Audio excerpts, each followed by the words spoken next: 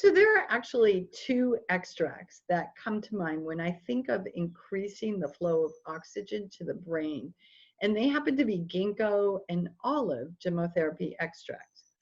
The similarities between these extracts end as soon as you see that each offers a very unique support. So today in this podcast, we're going to be talking about ginkgo and what supports it has to offer. And I'm Lauren Hubele. I'm a healthcare educator and a gemmotherapy expert. And I'm here with two amazing colleagues. Teri is an herbalist and she's in Minnesota. Welcome, Teri. Good afternoon, Lauren, and hi, Megan, and everyone joining us. I'm so pleased to see you. And we also have Maegan Lemp with us from Missouri. That's right. Hi, Lauren and Teri. I'm Maegan Lemp. I'm pleased to be with you all. Thanks for joining us. I practice acupuncture and bodywork and gemmotherapy in St. Louis. Beautiful.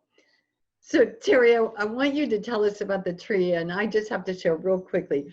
My first experience with the ginkgo tree, I was really small, and my father was on a construction project at UC Berkeley, and they were putting in a botanical garden there, and they were planting ginkgo trees. And of course, I was small, so that was probably 50 some years ago.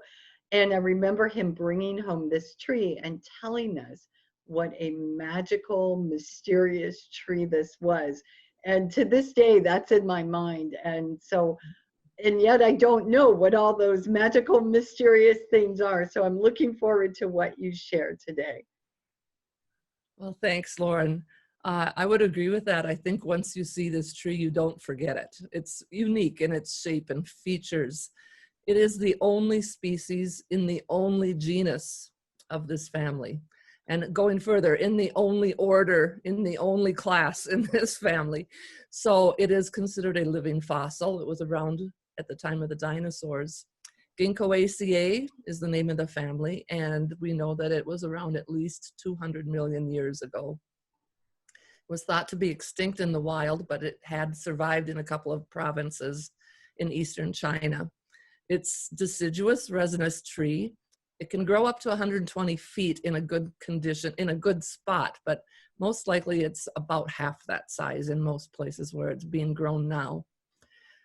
It has alternate or clustered fan-shaped leaves. And again, you'll notice the leaf if you see it. It's kind of split down the middle with the stem that attaches it.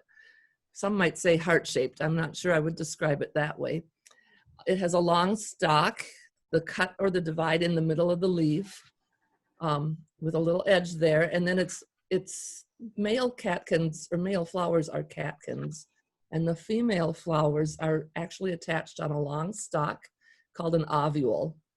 And that long stalk usually has two of these little flowers, one of which usually matures into a fruit, a plum-like fleshy fruit, sometimes compared to an apricot or a plum type of fruit. And it's a fleshy rind enclosing an edible white nut. That fruit is very putrid smelling to most Westerners anyway. It has quite an odor, and for that reason, most Western nurseries no longer sell the female plants just because it's kind of considered a nuisance, and they fall and they're messy on the sidewalk, has to be cleaned up, and it stinks. So, but in the Asian countries, those nuts or fruits are actually a dietary specialty. They're very precious delicacy. They're used in rituals like wedding banquets and things like that. So they use more of the fruit or the nut or considered the seed in their medicinal preparations than we do in the West, where we use mainly the leaf as a preparation. The nuts should be handled carefully. They contain an oil that causes dermatitis in some people, but that's common in lots of plants have that sort of feature. It is considered sacred in Eastern Asia, where it's often planted near the Buddhist temples. And we have found fossil evidence about 270 million years old of the leaf of the tree. It's noted for its longevity and its resilience. It was interesting to read about the fact that some biologists and botanists feel that this stinky fruit was really part of their dispersal system for this plant. That fruit attracted some kind of animal that wanted that and then would eat it and poop it out somewhere else. So now we don't have those same animals, dinosaurs and other plant-eating extinct animals, excuse me. So we're uncertain what animal, if any, is still doing that dispersal, but it's very dependent upon human intervention to keep this tree going. I think that it is very adaptable. It survives in areas and settings where it does not get a lot of oxygen. And by that, I'm meaning they plant it very close to concrete all the time, whether it's a parking lot or a sidewalk or, a bank or, so the roots and the plant itself thrive or survive on very little oxygen. So that's kind of interesting. Cement barriers and so on. Yeah. Okay, I'll table that for a few minutes there. What about historical uses of this plant or any folklore that you've come across? Well, this plant is really indigenous to Asia, China, and then via China through Japan. So as I said, it's a link to the dinosaurs. It's said that it takes 3 generations to mature to the point where it will produce a nut or a seed. So it's often referred to as the grandfather-grandchild tree in parts of Asia. Buddhist monks brought this tree from China to Japan and to Korea. Many of the trees in Japan are estimated to be over 1,000 years old, and some even older. And then we say that a German physician discovered, air quotes, discovered this tree around the 1700s, and he sent seeds back to Europe. We have poets and authors that have written about this tree. Goethe is one of them that has written a very famous poem about the ginkgo. In Japan, this is very personal to me because I was in Japan in the year 2000 as part of a Fulbright Teachers Memorial Scholarship Program. And I visited Hiroshima on Thanksgiving Day. It was Thanksgiving Day for us. I was in Hiroshima that day. And I was taken to Hiroshima by a Japanese math teacher who knew another person in my group and offered his services to take us around the area. I'm going to start crying when I think about it. It was very touching because Takafumi said, "I'm leaving you here. Just know when you go in the Hiroshima Peace Memorial Museum, you will have no words. And you will have no words when you come out." And he said, "I also have no words when I go in there." And it was I thought, well, what is he talking about? But it was very true. We went in, and after going through that museum and being some of the only Caucasians in the museum, it was a life-altering experience is all I can say. Very, very touching. And while we were at this program, not necessarily in Hiroshima, but while in Tokyo, we had the distinct opportunity to meet one of the survivors of the bombing. And he had written some books and so on, but he recalled the day the bomb dropped. And he was a school child at the time and talked to us about that. But he urged all of these American teachers to go see the ginkgos, go see our ginkgos, because 4 of those trees were really the only thing that survived that bombing. And they're still there today. So that was quite, it made a big impression on me. They think that this tree signifies endurance, hope, the need for peace and reconciliation. And every one of these trees is surrounded with plaques with prayers from people all over the world. And as you dig a little deeper, then you find these funny cultural things about the fact that they have hairstyles for men and women that are named after the ginkgo tree. And you can even find them online. So that was pretty interesting. And one last thing is they've found that this tree does have some fire retardant properties. So sometimes it's planted where they want to protect a city or something else. just to have that barrier sort of thing. This tree will retard any fires that come near. Wow. Wow. This symbol of hope and reconciliation. That's beautiful. That's beautiful. Thanks for sharing that, Teri. Is there anything that you believe is significant about the tree that would give us reason to look at it medicinally?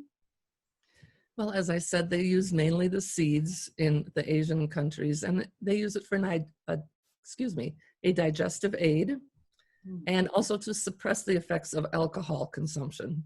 And I got to witness that firsthand. Everybody's going out drinking, now let's have some ginkgo kind of thing. Oh boy. Considered a kidney yang tonic, and it's sometimes used to reduce inflammation, increase circulation, which I think we'll agree with. Sometimes it has been used to reduce the symptoms of psychiatric disorders or dementia. And I think probably because of the circulation part of this remedy, it supports eye vision and eye health, treats migraines and other headaches, and may improve asthma and COPD symptoms. Here in the West, we mainly use the leaves, and our focus has been on brain function and blood circulation when we've used it herbally. Chemically, they know it has a large number of antioxidants and a high level of antioxidants. So I think when we consider this emphasis on circulation, we need to fully examine just how that really impacts every bodily system.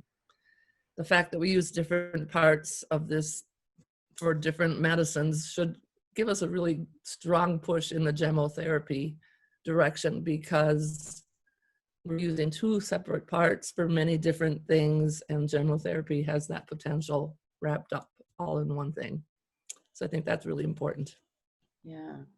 Yeah, that's beautiful. Yes, that is the beauty of gemmotherapy. It does bring it all together in one place. So we're using the buds of the ginkgo tree for the extract, and it is seen as its primary action as a tonic for circulation.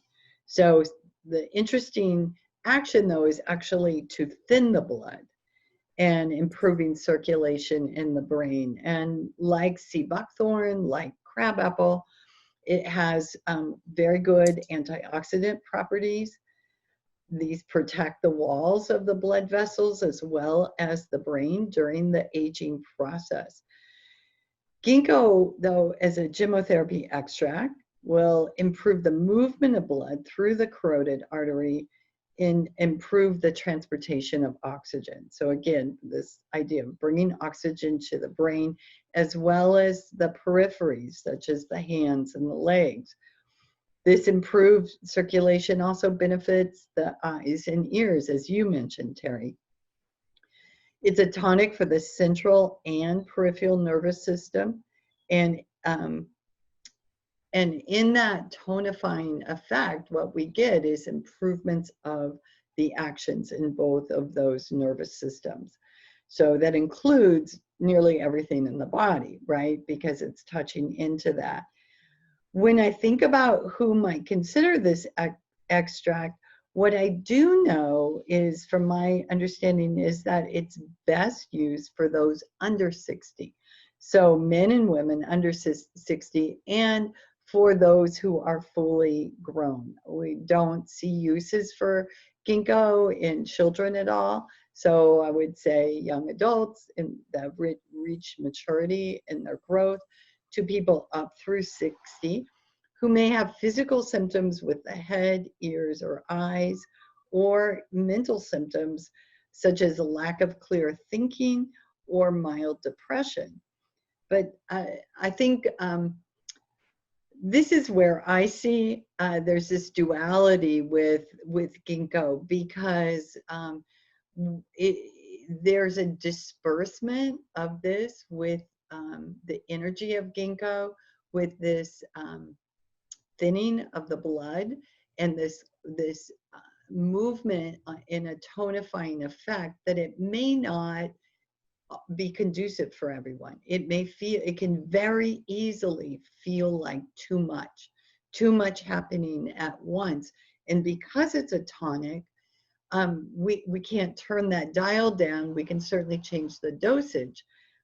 It's my thinking that ginkgo is best paired with some other extracts. And this is something I think further exploration in this will help us come to that understanding. And perhaps, pairing with something like olive that we'll be talking about soon. At this point, I don't see any acute uses for it. We have used it as a microdose for the nervous system for once, and particularly once elimination has been optimized. And why is that so? Well, it's again this tonifying effect, and I almost see it like turning on a hose of the circulation, an uncontrolled amount because of the fluidity here. So we want to prevent any aggravations of this. We need to make sure that elimination is optimized.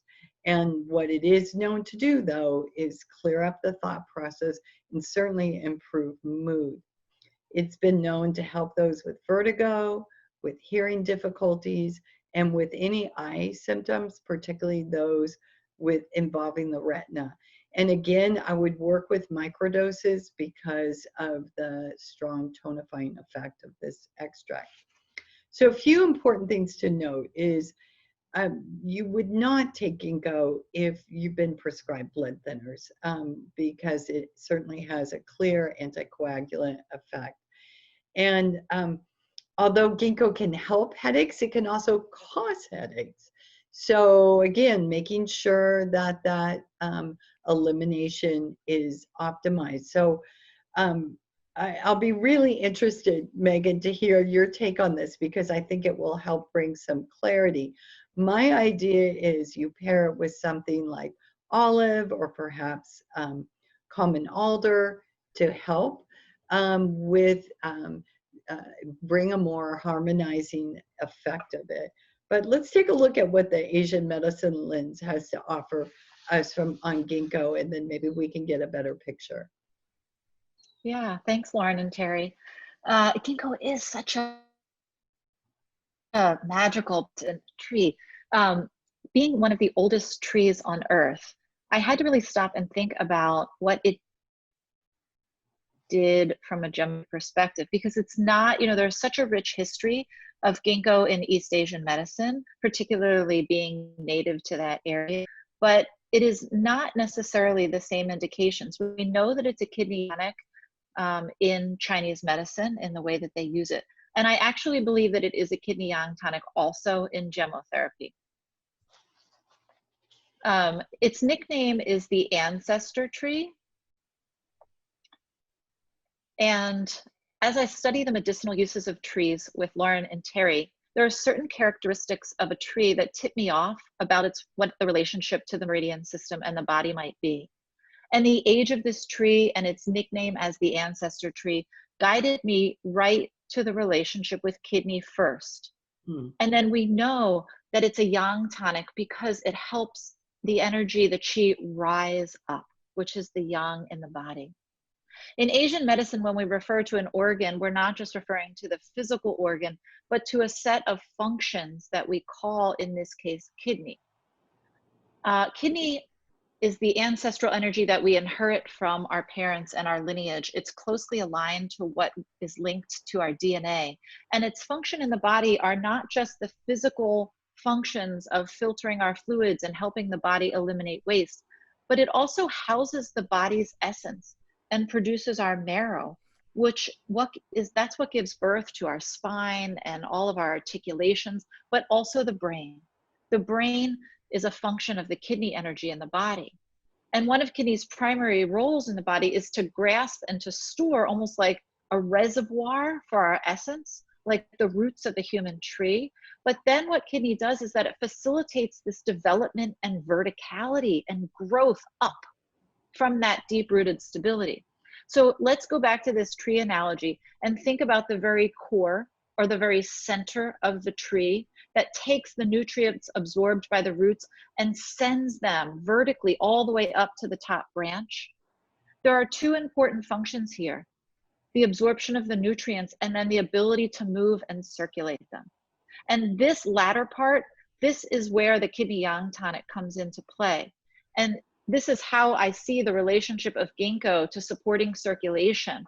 We know that in the body, we need to have plenty of blood flowing to every area. And then the blood needs to have plenty of nourishment, right? That's what is necessary.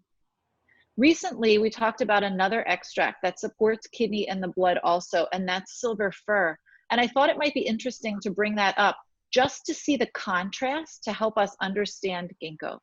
Silver fir builds the actual quality or substance of the blood, synthesizing the blood cells and treating anemia and really improving the quality of the actual blood.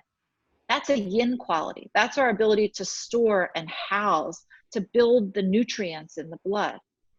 But yin and yang are dependent on each other and only exist in relation to each other. So in order to utilize that nourishment, it has to move, it has to circulate. And that's a yang tonic. Yang facilitates movement and warmth and spreading and rising. So in this context, ginkgo supports the yang, or the thinning and the movements of the blood up throughout the body, helping it to rise and nourish the brain and improve the microcirculation. Wow. Wow. That was super impressive, Megan. I'm still in awe of this tree in that way that it still holds some mystery for me, even after hearing all this. And there's so much more I think we need to learn, particularly as we unfold a system of using gemmotherapy. Like, where does this really fit? And it feels strongly to me it fits after elimination's been improved, and in this microdose form right now, so 1 to 3 drops. This feels right and true, but then I think there's some other potential we probably haven't looked at. So thank you all so much for sharing about this. If you want to learn more about gemmotherapy, I would love to have you peruse my website, take a look at my blog, my books, or even better, sign up for a class to learn to restore your immunity with gemmotherapy. Megan, if folks want to learn more about Asian medicine, where would they go?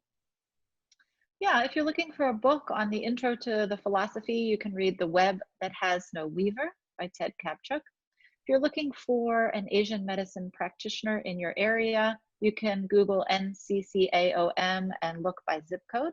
And if you're looking to read more about gemmotherapy through the Asian lens or learn more about my practice, you can visit my website at aculemp.com. Great, thanks, Megan. And Teri, what about trees? Where are you going to send them this time? Well, I found a very interesting website called ginkopages.blogspot.com. And it is detailing one of the ginkgos in Kamakura, which I also got to visit while I was there, that was fell, I don't know the exact circumstances, in 2010 or 2011. And the Buddhist community there held prayer services for the tree, decided to try to revitalize this tree, which comes back to that whole thing. So they took it down completely. We're waiting for it to come back from the root. They cut a portion of the trunk and buried that. And then they also took limbs to try to regenerate. And all 3 of those came back over a period of a couple years.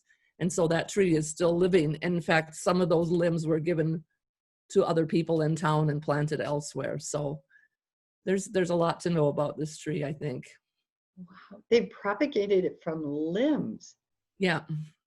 Wow, that talks a lot about power there. Yeah, it was very, very interesting. And nice log about, how the process went. Oh, excellent. Ladies, as always, thanks for your wisdom and sharing it so generously.